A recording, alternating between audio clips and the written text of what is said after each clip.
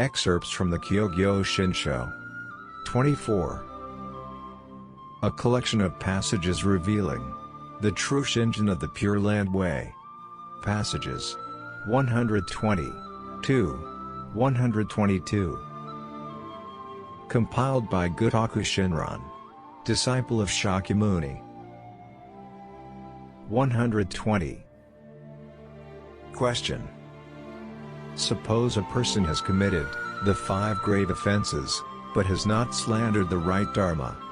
In the Sutta, it is granted that such a person can attain birth. Further, suppose there is a person who has only slandered the right Dharma, but is free of the 5 grave offenses and other evil acts. If he aspires for birth, will he attain it or not? Answer. Although he has only slandered the right Dharma, and has not committed other evil acts, he will definitely be unable to attain birth. How is this known? A sutra states that the person who has committed the 5 grave offenses falls into great Avicii hell, and fully undergoes their recompense for 1 kalpa. The person who slanders the right Dharma falls into great Avicii hell, and when that kalpa has run out, he passes on into the great Avicii hell of another quarter.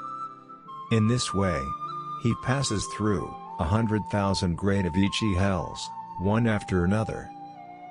The Buddha does not indicate any time when it is possible for him to emerge. This is because slandering the right Dharma is an evil act of extreme gravity. Further, the right Dharma is the Buddha Dharma. Such a foolish person has already slandered it. How can it be reasonable to think that he would aspire to be born in the Buddha land? Suppose the person aspires for birth merely because he craves to be born into happiness. This is like seeking ice that is not water, or fire without smoke. How can it be deemed reasonable that he attain it? Question. What are the characteristics of slandering the right Dharma? Answer. Saying there is no Buddha, no Buddha Dharma, no Bodhisattva, no Bodhisattva Dharma. Deciding on such views, whether through understanding this in one's own mind, or receiving the ideas from others, is called slandering the right Dharma. 121. The Master of Guangming Temple states. Question. According to the 48 vows, only those who commit the 5 grave offenses, and those who slander the right Dharma, are excluded and cannot attain birth. Here, according to the passage on the lowest grade of the lowest rank in the Contemplation Sutta, those who slander the Dharma are set apart, and those who commit the 5 grave offenses are grasped. What does this mean? Answer. The intent may be understood as a teaching to make us desist from evil, as stated in the 48 vows. Those who slander the Dharma, and those who commit the 5 grave offenses, are excluded. This means that these 2 kinds of action are the gravest of hindrances. When sentient beings commit them, they plunge directly into Avicii hell, where they undergo long kalpas of terror and panic, without any means of emerging. The Tathagata, fearing that we would commit these 2 kinds of faults, seeks to stop us through compassionate means, by declaring that we will then not be able to attain birth. This does not mean that we will not be grasped. It is taught, concerning the lowest grade of the lowest rank, that those who commit the 5 grave offenses are taken up, but those who slander the Dharma are excluded. This is because beings of the lowest grade have already committed the 5 grave offenses, but must not be abandoned to endless transmigration.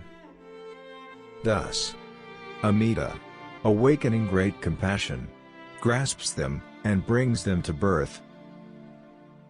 Since, however, they have yet to commit the karmic evil of slandering the Dharma, in order to prevent them from doing so, it is stated that, if one slanders the Dharma, one will not attain birth.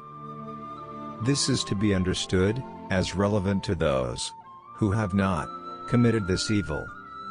Even if one has committed it, one will nevertheless be grasped and brought to attainment of birth. Although one attains birth in the Pure Land, however, one must pass many kalpas enclosed in a lotus bud. Such people of karmic evil, while they are within the lotus, are possessed of the three kinds of obstructions. First, they cannot see the Buddha and the noble assemblies. Second, they cannot hear the right Dharma. Third, they cannot travel to the lands of the Buddhas to make offerings. But apart from these obstructions, they do not undergo any form of pain. In the sutras, it is taught that their state is like that of a bhikshu who has entered the bliss of the third dhyana heaven. Reflect on this.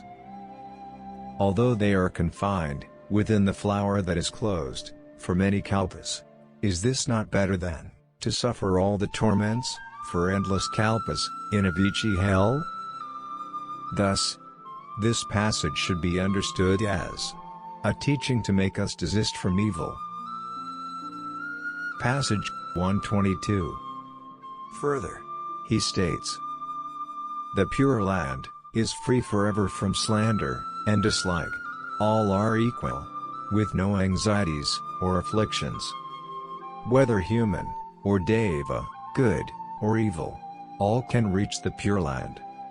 On attaining it, their distinctions vanish, all equally enter the stage of non-retrogression." Why is it thus?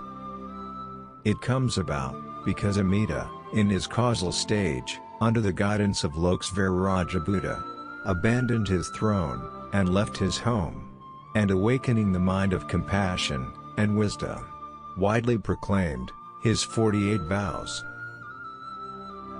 Through the power of the Buddha's vows, the karmic evil of the 5 grave offenses and the 10 transgressions is eradicated, and all are brought to attainment of birth. When those who slander the Dharma or abandon the seed of Buddhahood turn about at heart, they all reach the Pure Land. Here ends excerpts from Chapter 3.